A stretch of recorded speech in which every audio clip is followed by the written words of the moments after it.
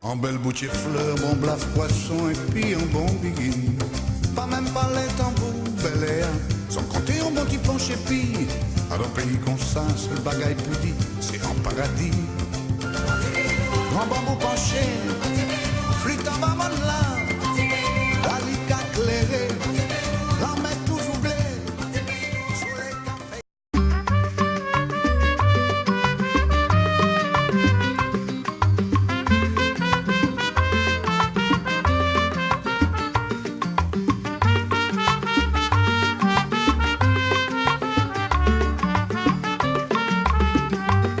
Te pasas la vida entera queriendo tocar el son y no te das cuenta, hermano, que no es fácil de tocar. Si no lo llevas en la sangre, nunca lo vas a tocar, porque si es nuestro son.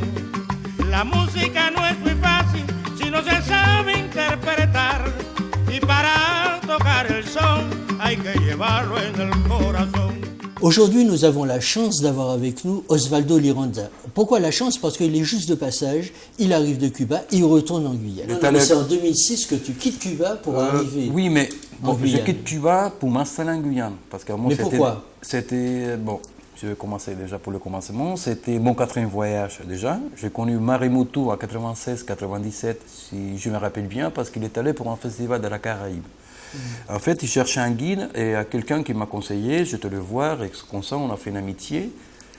Pour moi, c'était bon, je disais, bah, t'es tonton, je sais pas quoi, t'es bien, t'es hyper sympa, et on a fait connaissance. Il est revenu plusieurs fois, et en 98, il m'a proposé de venir en Guyane pour visiter un pays, son pays, quoi. Je dis, bon, pourquoi pas. Son pays d'adoption. D'adoption parce qu'il est martiniquais. Oui. Et là, je pense qu'il va devenir cubain, quoi. Il est tellement amoureux, il vient souvent à Cuba, donc voilà, pour question culturelle. Et toi, quoi. tu deviens guyanais?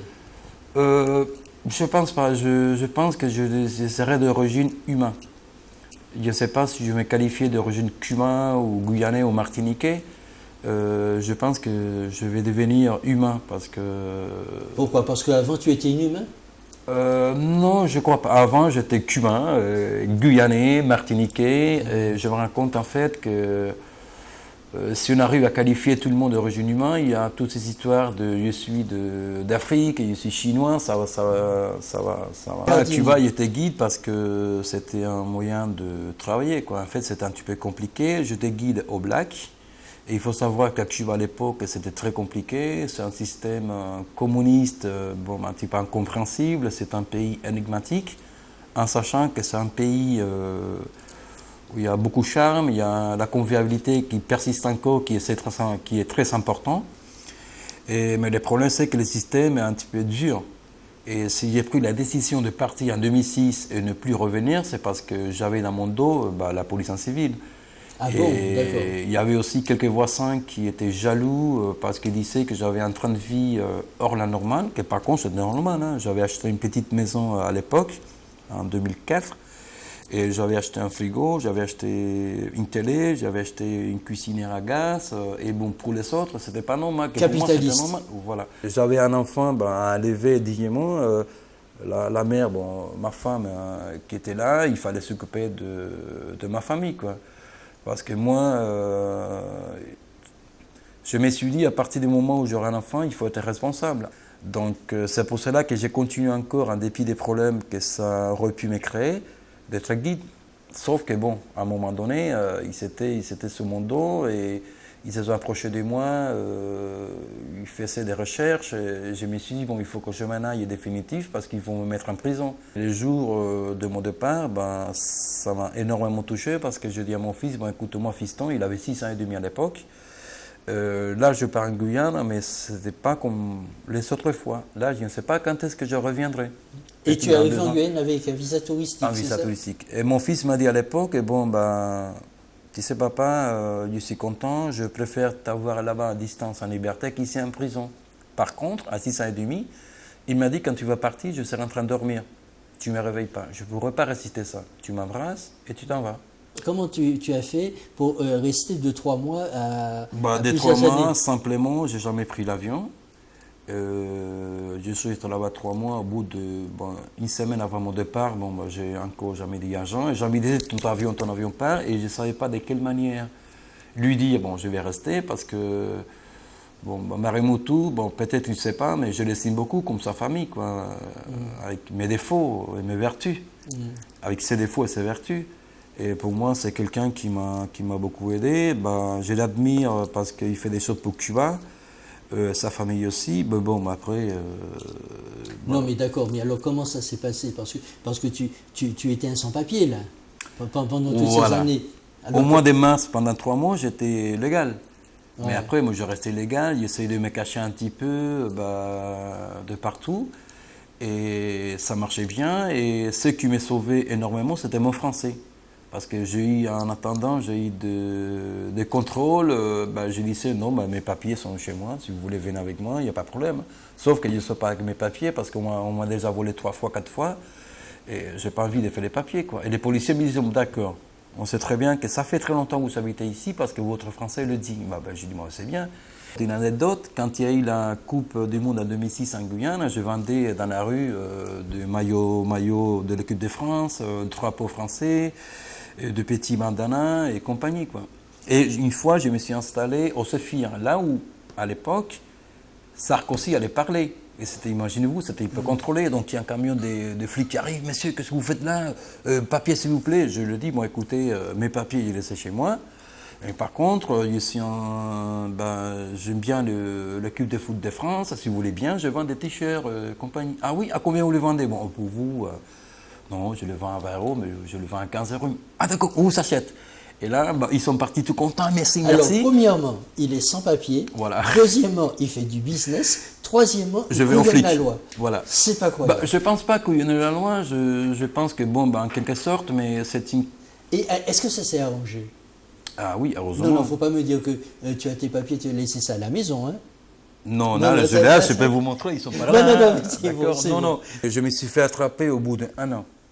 Sauf qu'au bout d'1 an, j'avais préparé les coups à peu près parce que je savais très bien qu'au bout de 11 mois et 1 jour, il y a une loi cubaine qui ne permet pas la répartition des Cubains à l'étranger.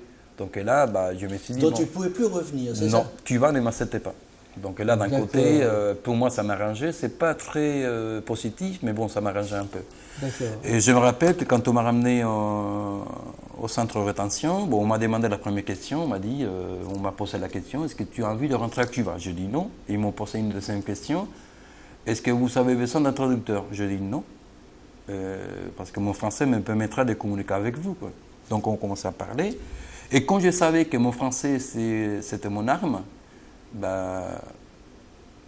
pendant mon isolement, j'étais isolé un petit peu, je revisais mon français de A à Z. Ça veut dire que je articulais beaucoup mieux, je faisais des constructions de phrases comme il fallait, ma syntaxe était bien. Et je commençais à parler à la personne qui me posait des questions. Et quand la personne me disait, mais monsieur Lirança, où est-ce que vous avez appris français? Je lui disais, à Cuba, votre français il est très bien. Ça faisait en fait 3 ans que tu étais apatride. Voilà, oui. Parce qu'il ne peut pas retourner à Cuba. Je ne pouvais pas rester en Guyane parce qu'il n'y avait pas les papiers. Voilà, donc il fallait faire quelque chose. Bon, il y a bien le Maroni, on le jette dans le Maroni, oui, voilà. Donc c'est pas une solution. Et à partir de là, j'ai commencé à parler avec mon avocate, j'ai commencé à demander, j'ai fait un dossier, un statut apatridie, attention, pas asile politique, asile apatridie. Je commence en 2009, en 2010, à peu près 2011, j'ai eu finalement une réponse. 2 mois après, j'ai reçu la réponse et malheureusement, ça a été négatif. Parce qu'il disait que j'ai perdu ma résidence, mais pas ma nationalité. Donc je me suis découragé un petit peu, j'étais déprimé. Et je me dis, il faut continuer. Donc j'ai été voir mon avocate encore, et j'ai vu une autre avocate, et j'ai repayé encore. Bon, c'est pas moi qui ai payé, heureusement, il y avait des amis qui payaient pour moi.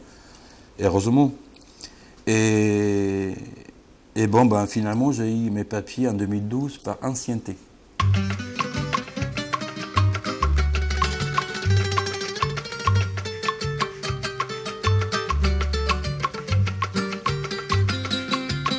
Après 7 ans?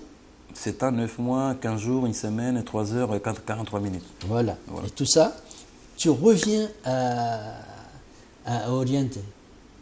Et tu revois ta famille? Ah oui, ouais, je reviens après ça.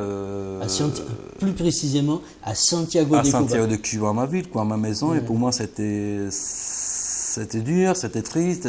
Il y a un mélange de joie, de chagrin, de mélancolie, de nostalgie, parce que ça faisait très très longtemps que je voulais venir à Cuba. Et là, je sais que j'allais rester un mois et trois semaines. Grâce à nous, Cuba tient un petit peu parce qu'on envoie de l'argent à Cuba qui permet en quelque sorte de stabiliser l'économie, parce qu'à Cuba, il n'y a pas beaucoup d'argent. Il y a une vie qui est assez chère, quoi.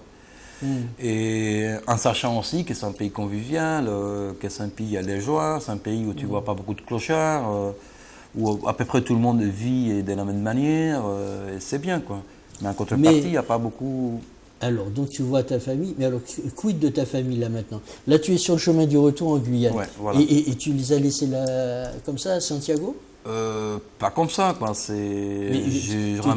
Tu vas les ramener un séjour ou ils vont rester là-bas? Je ne sais pas s'il y aura la possibilité, parce que si jamais un jour je le fais venir ici, quoi, il faut qu'il soit déjà bien stabilisé. Parce qu'il y a trois choses qui vont avec moi, je ne sais pas avec vous, avec les autres. Mais déjà, la première chose, c'est d'être stable. Et après, il y a une cohérence et après, il y a harmonie. Je ne pense pas que je suis encore stable pour faire venir quelqu'un. Il faut avoir un travail, il faut de l'argent à côté pour assurer un séjour assez stable, assez harmonieux. Et si on me dit déjà là-bas, maintenant, on fait venir ta famille, on paye les billets d'avion, je dis non, même pas. Il faut que déjà je sois bien stable pour le venir, ou peut-être revenir plus souvent à Cuba, ou me réinstaller à Cuba, mais avec un minimum de capital.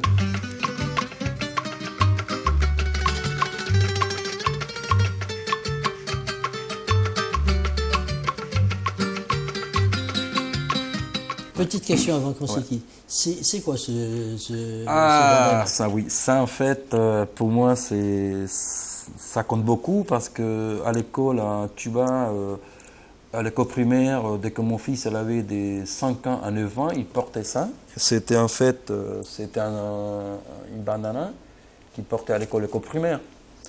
Donc déjà, c'est une source de connaissances. Il le porte toujours comme ça, voilà, c'est de 5 ans à 9 ans. Il le porte, et après de 10 ans à 11 ans, ou à 12 ans, je me rappelle bien, c'est rouge. Donc j'ai ça, et le rouge qui est dans mon sac. Donc je rentre comme ça, et même j'essaie de le porter toujours, mais j'essaie là, et la rouge, quand elle est sale, bon, je lave, je le mets à côté, et après je le mets l'autre. Je les porte souvent avec moi, parce qu'il y a, je pense qu'il y a quelque chose qui reste avec moi. L'esprit de ton... J'ai déjà... il s'appelle comment encore? Il s'appelle Jean-Marie. En belle bouche et fleurs, bon blaf poisson et puis un bon biguine. Pas même pas les tambours, bel air, sans compter un bon petit penché puis. À un pays comme ça, c'est le bagaille plus dit, c'est en paradis. Grand bambou penché,